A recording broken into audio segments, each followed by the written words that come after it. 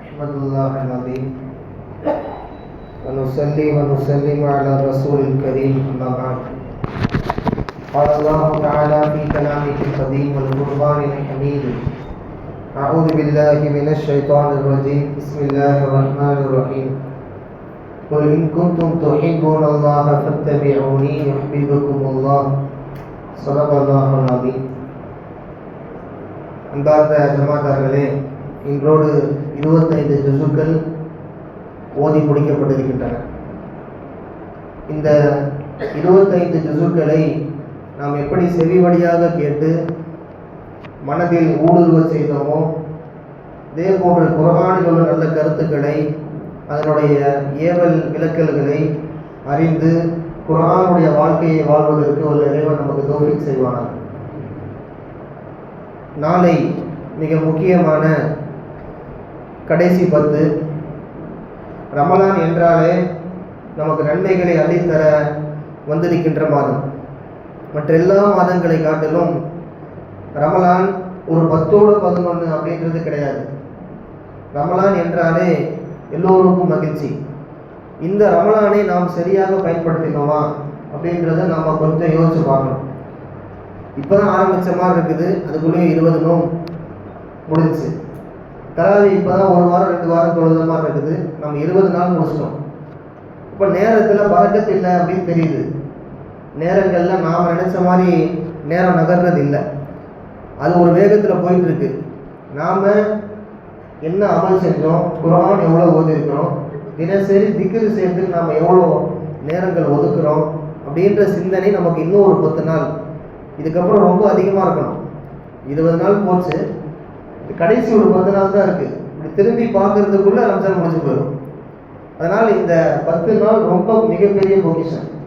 இப்போ ரமலானில் 30 நாள் சிறப்பு என்று இருந்தாலும் இந்த கடைசி 10 ரொம்ப சிறப்பு.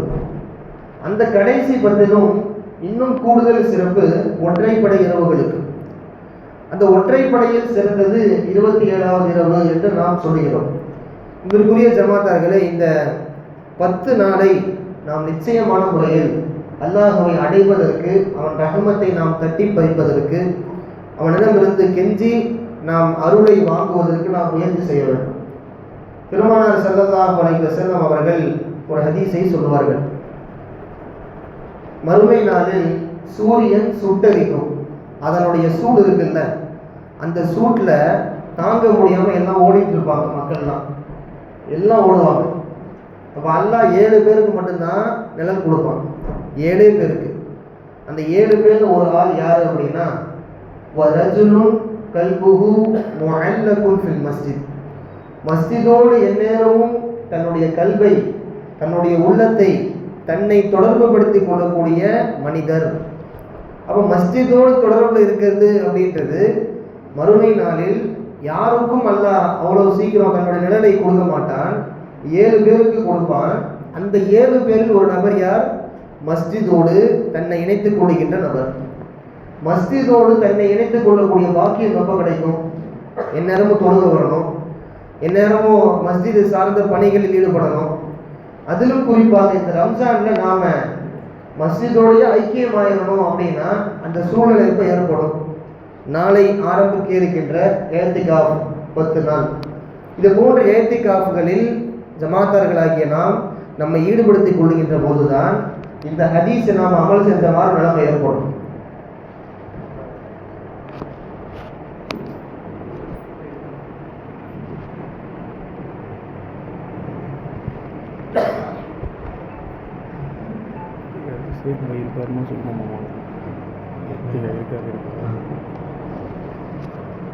ஏற்கனவே நம்முடைய ஷேக் ஆசியார் இந்த ஏத்திகாஃபில் இருந்து வருகிறார்கள். அன்பிற்குரிய ஜமாத்தார்கள், இந்த பயான் நம்ம இன்னைக்கு எதுக்கு பேசுகிறோம் அப்படின்னா, ஏத்திகாஃப்ன்றது சாதாரண ஒரு அமல் கிடையாது. அதை ரசூலுல்லாஹ் பர்ல் ஆக்கலைனாலும் அவங்க அதை பற்றின விஷயங்கள் நிறைய சொல்லியிருக்கிறாங்க. இந்த ஏத்திகாஃப் சாதாரண ஒரு அமல் கிடையாது. வருஷம் நீங்கள் பார்த்தீங்கன்னா நம்முடைய ஆசிரியர் அவர்கள் இந்த ஏத்திகாஃபில் தன்னை ஈடுபடுத்தி கொண்டு வருகிறார்கள். அல்லாஹ் அவர்களுக்கு நிறைந்த பரக்கத்தை செய்ய வேண்டும். அதே போன்று நம்முடைய ஜமாத்தார்களாகிய நீங்கள் கண்டிப்பான முறையில் 10 நாள், உங்களுடைய இலக்கு ஒரு 10 நாள் இருக்கணும். அப்படி தவறும் பட்சத்தில் ஒரு மினிமம் 3 நாள் 5 நாள் ஒரு நாள் இருந்தாலும் அந்த ஒரு நாளுக்கான நன்மை உங்களுக்கு கிடைக்கும். மக்கள் தவறாக புரிஞ்சுக்கிறாங்க, ஏத்திகாஃப் அப்படின்னா உள்ள போயிட்டா 10 நாள் இருந்தே ஆகணும் அப்படின்றதுலாம் இல்லை. 3 நாள் இருந்தீங்கன்னா 3 நாளுக்கான நன்மை உங்களுக்கு கிடைக்கும். 5 நாள் இருந்தீங்கன்னா 5 நாளுக்கான நன்மை உங்களுக்கு கிடைக்கும். நீங்கள் 10 நாள் இருந்தீங்க அப்படின்னா 10 நாள் நன்மை. ஒரு நாள் இருங்க, ஒரு நாளுக்கான நன்மை அல்ல நிச்சயம் உங்களுக்கு கொடுப்பாங்க. மனசு தான் காரணம் எல்லாத்துக்குமே. ஆனால் அந்த மனசு கூட நமக்கு வரல, வருஷம் போகுது, இந்த வருஷம் ஒரு முயற்சி எடுத்து பார்ப்போம் அப்படின்னு கூட நம்ம யோசிக்கலைன்னா நம்மளோட துர்பாக்கியசாலி யாரும் இருக்க முடியாது. ரசூலுல்லாஹ் ஒரு ஹதீஸ் சொல்லுவாங்க, ஒரு மிம்பர் படியில் ஏறி ரசூலுல்லாஹ் 3 துவா செய்வாங்க. அந்த 3 துவாவில் மிக முக்கியமான துவா ரம்ஜான் குறித்த துவா. சொல்லுவாங்க, ரசூலுல்லாஹ் துவா செய்ய ஜிப்ரீல் அலைஹிஸ்ஸலாம் ஆமீன் சொல்லுவாங்க. அது என்ன துவா? நம்ம பயான்ல கூட அடிக்கடி சொல்லுவோம்.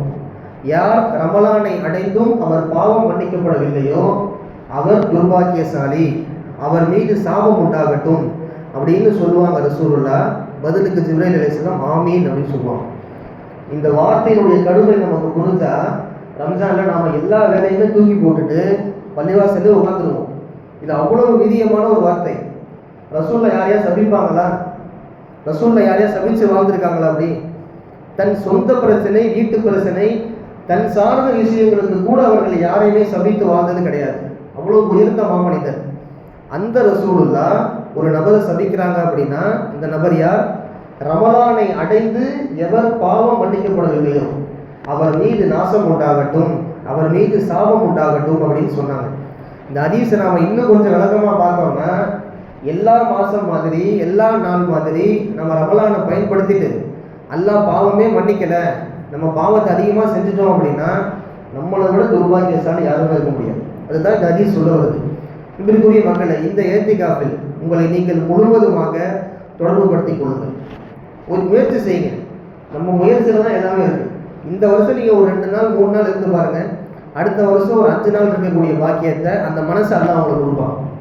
இதுல இருந்து நம்ம என்ன பண்றது அப்படின்னு அது ஏளனமா பார்க்காதீங்க, இலக்காரமா பார்க்காதீங்க. இது அல்லாஹ் கொடுக்கக்கூடிய பெரிய வாய்ப்பு. அல்லாஹ் நிறைய உலகத்துல மனிதர்களை தனிமையில வச்சுட்டு தான் பெரிய அந்தஸ்தே கொடுத்துருக்கிறான். ரசூலுல்லாஹ்வுக்கு 40வது வயதில் நபி பட்டம் கிடைக்குது. இந்த நபி பட்டத்தை அல்லாஹ் உடனே தூக்கி கொடுக்கல கையில. என்ன செஞ்சான்னு தெரியுமா? அவங்க கல்குள்ள போடுறான், முஹம்மதே நபியே நீங்கள் ஹிரா குகைக்கு வாங்க, ஒரு 4.5 வருஷம் தனிமையில் இருக்குன்னு அல்லாஹ் சொல்றான். அப்ப தனிமை என்பது அல்லாஹ்வுக்கு பிடிக்கும். மக்களோடு கலந்துரையாடுதல் அப்படின்றது நம்மளை பாவம் செய்ய வச்சுக்கிட்டே இருக்கும். இது இயல்பான ஒரு விஷயம். யாரையா பற்றி புறம் பேசுவோம், ஏதாவது குறை சொல்லுவோம், பொய் பேசுவோம். இது சைத்தானுடைய வேலை. நாம மக்களே வேணாம், இந்த 10 நாள் அல்லாஹ்வுக்கும் எனக்குமான தொடர்பு அப்படின்ற எண்ணத்துக்குள்ள நீங்க வந்துட்டீங்கன்னா உங்க கல்வி பரிசுத்தமாயிடும், உங்க உள்ளம் பரிசுத்தமாயிடும். இதை நான் சொல்றது உள்ள வந்துட்டா 10 நாள் இருக்கணும் அப்படின்றதல்ல. நீங்க வந்து ஒரு நாள் இருந்தாலும் போதும். வருஷம் ஒரு நபர் நம்ம மகளால் இருக்கிறாங்க அப்படின்றது நம்ம மகளாக்கு ஒரு பின்னடைவு. இதை நம்ம யோசிக்கணும். இத்தனை பேர் இருக்கிறோம், 60-70 குடும்பம் இருக்குது. ஒரு வீட்டுக்கு 3-4 பேர் இருந்தால் கூட எத்தனை பேர் நம்ம இருக்க முடியும்? ஏத்திகாஃப்ல ஒரு நபர் இருக்கிறாங்க அப்படின்றது நம்ம மற்ற மகளாவை கவர் பண்ணி பார்த்தீங்க அப்படின்னா ஒரு மிகப்பெரிய பின்னடைவு அப்படின்னு நம்ம சொல்லணும். இதுக்கு நம்ம வெக்கப்படணும். சொல்லப்போனால் நம்ம வெக்கப்படணும். கொஞ்சம் நாமளே கேள்வி கேட்கணும். நான் ஏன் இப்படி இருக்கிறேன்? என்னை தடுக்கிறது எது? ஒரு 2 நாள் என்னை அல்லாஹ்வுக்காக நான் ஒதுக்கவில்லை என்று சொன்னால் நான் என்ன மூமின் அப்படின்ற அந்த உணர்வு நம்ம எல்லோருக்கும் வர வேண்டும். அதனால் அன்பிற்குரியவர்களே, ரசூலுல்லாஹ் இந்த 10 நாள் அவங்க 30 நாளுமே அமல் செய்வாங்க ரம்ஜான்ல. இந்த 10 நாள் அவங்க ரொம்ப விரைந்து செய்வாங்க அப்படின்னு கூட ஹதீஸ் இருக்கு. கான நபியு ஸல்லல்லாஹு அலைஹி வஸல்லம் இதா தஹலல் அஷ்ரு, கடைசி 10 வந்துருச்சு அப்படின்னா ஷத்த மிஹ்ஸரஹு, அவங்க கைலியை வருந்து கட்டி கொண்டு அப்படின்னா வேகமாக செயல்படுவாங்கன்னு அர்த்தம். அவங்க அமல்கள் இன்னும் வேகம் எடுப்பாங்கன்னு அர்த்தம். சொல்லிட்டு அடுத்து சொல்றாங்க, வஹியா லைலஹு, ரசூலுல்லாஹ் இந்த 10 நாளும் இரவு முழுக்க முழித்திருப்பார்கள், முழித்து அமல் செய்வாங்க. வைகலா அஹ்லஹு, அவர்களின் குடும்பங்களை எழுப்பி விடுவார்கள். யாரும் தூங்காதீங்க, அமல் செய்யுங்க, ரம்ஜான் முடிய போகுது இப்படின்னு சொல்றது ரசூலுல்லாஹ்வுடைய பழக்கம் அப்படின்றது ஒரு ஹதீஸ் இருக்கு. ஒரு விஷயம் நல்லா நம்ம புரியணும். இஷாவுக்கு அப்புறம் முடிக்கிறது மார்க்கம் விரும்பல. சஹீஹுல் புகாரியில், புகாரி ஹதீஸ் கிதாபில் நீங்க பார்த்தீங்கன்னா ஒரு பாடமே இருக்கு. சஹாபாக்களும் சரி ரசூலுல்லாஹும் சரி இஷாவுக்கு அப்புறம் மக்களோட பேசுறது தான் விரும்ப மாட்டாங்க. அவங்க வந்து பார்த்தீங்கன்னா ஒரு 8:30-9 நம்ம இந்த காலத்துக்கு டைம் வச்சு பார்த்தோம்னா இஷாவை முடிச்ச உடனே சாப்பிடுவாங்க, உடனே தூங்கிடுவாங்க. இதுதான் ரசூலுடைய பழக்கமும் சஹாபாக்களின் பழக்கமும்.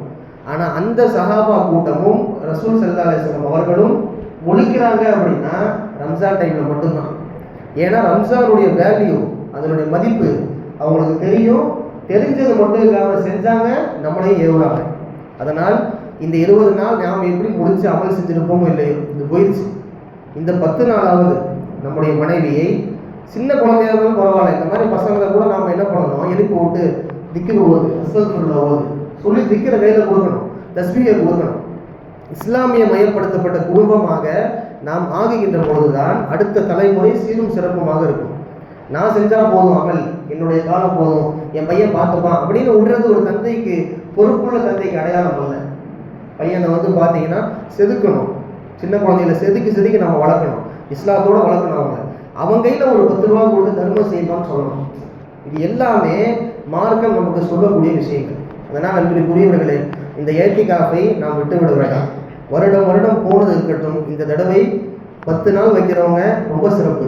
ஒரு 7 நாள் 5 நாள் ஒரு நாளாவது உங்களை நீங்கள் நிச்சயம் ஈடுபடுத்தி கொண்டால் நீங்கள் அறியாத பொருத்திற்கு அல்லாஹ் உங்களுக்கு ரிஸ்கை கொடுப்பான் என்பதை நீங்கள் நிச்சயம் நம்புங்கள். இது குர்ஆன்ல அல்லாஹ் சொல்றான், எவர் அல்லாஹ்வை அஞ்சுவாரோ அவர் அறியாத புறத்திலிருந்து நான் ரிஸ்கை கொடுப்பேன், இது ஏன் பொறுப்புன்னு அல்லாஹ். நாம எப்படி காசு சம்பாதிக்கிறதுன்னு பார்த்துட்டு இருக்கிறோம், சம்பாதிக்கிற வழியை தேடிட்டு இருக்கிறோம். நீ என்னை அஞ்சுனா போதும், என்னை பயந்து வாரு, உனக்கு சம்பாதிக்கிறதுக்கான வழியை நான் காட்டுறேன்னு சொன்னாங்க. யஜஅல் லஹு மஹ்ரஜா அப்படின்னு வார்த்தை வருது குர்ஆன்ல. அப்போ அல்லாஹ்வை அஞ்சு வாழ்வதற்கான மிகப்பெரிய வழியே இந்த ஏத்திகாஃப் தான். சரி, ஏத்திகாஃப்ல ஒரு 1-2 விஷயத்தை சொல்லி நான் முடிச்சிடுறேன். ஏத்திகாஃப் உள்ள நீங்கள் வந்துட்டீங்க அப்படின்னா செல்ஃபோன் தயவு செஞ்சு பார்க்காதீங்க. இது ஃபர்ஸ்ட் விஷயம். இன்னைக்கு ரீல்ஸ் மோகம் இருக்குது, ரொம்ப ஒரு மோசமான ஒரு விளைவு ஏற்படுத்துது. சும்மா எடுத்து ஒரு ரீல்ஸை நீங்கள் பார்த்தீங்கன்னா, ஒரு போஸ்ட் நீங்கள் பார்த்தீங்கன்னா 1 மணி நேரம் போகிறது தெரியாது. இவ்வளோ வேகமாக காலங்கள் கடந்து போகுது, வேறு நேரங்கள் வீண்விரயமாகுது. அப்போ ஏத்திகாஃபுக்குள்ளே நீங்கள் போயிட்டீங்கன்னா செல்லு பயன்பாடு இருக்கக்கூடாது. அவசிய காரணங்களை தவிர்த்து வீட்டில் மனைவிகள்கிட்ட பிள்ளைகள்கிட்ட பேசக்கூடாது. இது ஃபஸ்ட்டு ஸ்டெப்பு. சரி, சில பேர் செல்லை பார்க்க மாட்டாங்க, ஓரமாக வச்சுருவாங்க. கூட இருக்கக்கூடிய சக ஜமாத்தாட்ட பேசிகிட்டு இருப்பாங்க, தேவையற்ற பேச்சு, அதுவும் இருக்கக்கூடாது. செல்லை பார்க்கலாம், இதை பண்ணலாமா, இதையும் பண்ணக்கூடாது. தேவையற்ற பேசு இருக்கக்கூடாது. 2வது பார்த்தீங்கன்னா செல்லு பயன்பாடு இருக்கக்கூடாது. இதுதான் பிரதானமான நோக்கமே ஏத்திகாஃப்ல. இப்படிப்பட்ட ஏத்திகாஃப் என்ற ஒரு சுன்னத்தான அமலை இந்த ரமலானை நிச்சயம் நாம் கடைபிடித்து வல்ல இறைவனின் அருளை பெறுவதற்கு வல்ல இறைவன் உங்களுக்கும் எனக்கும் தௌஃபீக் செய்வானாக. வாஹிரு தஅவானா அல்ஹம்துலில்லாஹி ரப்பில் ஆலமீன். அஸ்ஸலாமு அலைக்கும் வரஹ்மத்துல்லாஹி வபரகாத்துஹு.